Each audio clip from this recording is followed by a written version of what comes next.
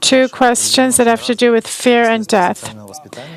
It's really developed in a person. It's a result of society's education, or it's a spiritual. Fear of death is a fear of the unknown.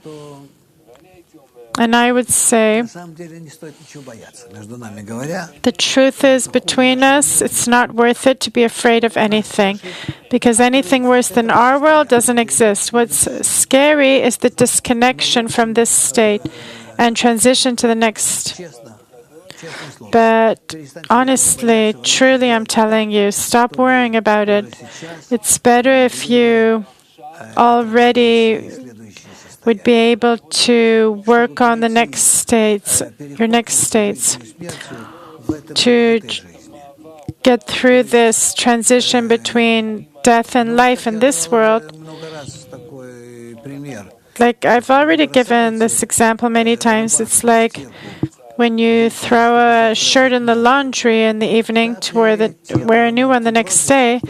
The same thing with the body. You can throw it away and put on a new one. And this is the transition to life.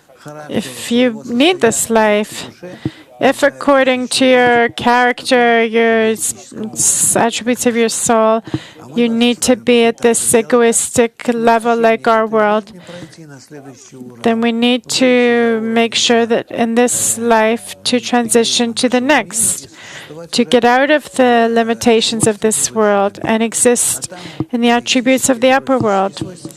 And there, your egoistic attributes and altruistic exist together. People want to know, if there's no past, I read in your site that the Ari used to see incarnations, previous incarnations of his students.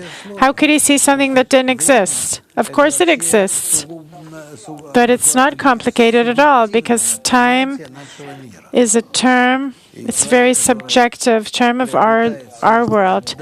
And a person who attains the attribute of bestowal, he's not dependent on his future, if he'll receive, if he has to give to someone.